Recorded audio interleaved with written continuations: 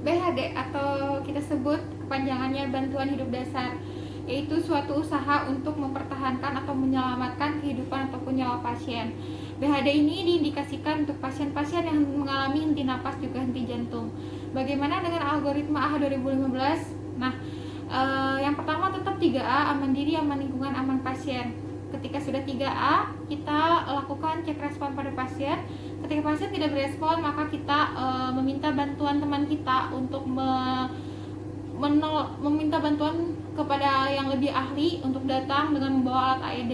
Nah, ini untuk call for help ataupun SPG data ini bisa di dalam rumah sakit maupun di luar rumah sakit. Bagaimana ketika kita memanggil di dalam rumah sakit, kita bisa panggilkan teman kita untuk menelpon code blue, menyebutkan nama ruangan di kamar berapa. Sedangkan untuk di luar rumah sakit, kita bisa meminta teman untuk menelpon 119 dengan menyebutkan nama, alamat kejadiannya di mana, berapa pasien, kondisi pasien seperti apa, dan nomor yang bisa dihubungi. Nah, setelah kita melakukan call for help atau meminta bantuan kepada tenaga yang lebih ahli, nah kita sekarang melanjutkan cek nadi karotis dan napas selama 5-10 detik.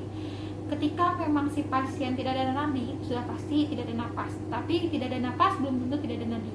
Ketika si pasien mengalami henti napas di jantung juga, maka kalau kita di luar rumah sakit, kita lakukan kompresi dada sampai bantuan yang lebih lanjut datang. Tetapi kalau misalkan kita di rumah sakit dibantu oleh teman kita dengan memberikan ventilasi menggunakan alat back valve mask atau BVM. Setelah itu kita evaluasi, si kompresi ini bisa dihentikan ketika memang si pasien ada respon, penolong kelelahan, datang tim yang lebih lanjut, dan juga adanya tanda-tanda kematian biologis atau matinya batang otak. Nah, setelah itu apabila nadi sudah ada teraba namun napas tidak ada kuat, maka kita bisa berikan ventilasi 20 kali dalam waktu 2 menit.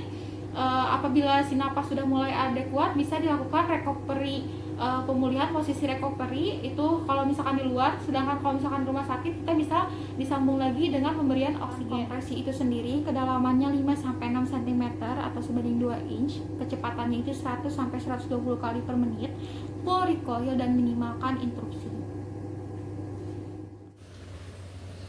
Ketika kita di jalan ataupun di rumah sakit menemukan pasien yang tidak sadarkan diri, yang pertama kita 3A terlebih dahulu, aman diri. Kita memakai proteksi, memakai handscoot atau menggunakan kresek ataupun yang lainnya ketika kita di jalan, ketika kita tidak ada sarung tangan.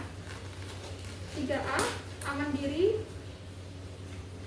Aman lingkungan, dipastikan lingkungannya aman ketika kita menolong. Dilihat aman pasien, ditempatkan di tempat yang rata. Lalu kita cek responnya. Pak, ternyata pasien tidak berespon.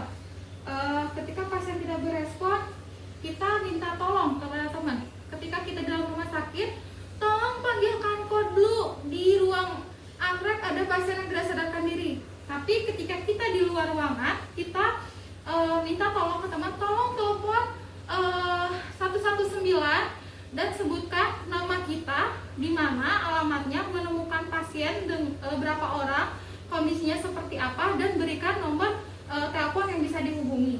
Ketika sudah call for help atau SPGDT, dan suruh mereka membawa alat AED, kita cek nadi dan napas. Dicek nadi karotis selama 5-10 detik. Ketika si pasien tidak ada nadi, tidak ada napas, kita pastikan ketika pasien tidak ada nadi, udah pasti tidak ada napas. Tapi ketika kita tidak ada napas, belum tentu tidak ada nadi. Nah, kita lakukan karena si pasien ini tidak ada nadi dan tidak ada napas, kita berikan kompresi dada sampai bantuan datang dengan kedalaman 5-6 cm, kecepatan 100-120 kali per menit, full recoil tanpa interupsi sebanyak 30 atau 30/2 ketika sudah ada teman dibantu ventilasi. Tetapi kalau tidak ada, kita lakukan kompresi terus sampai bantuan datang.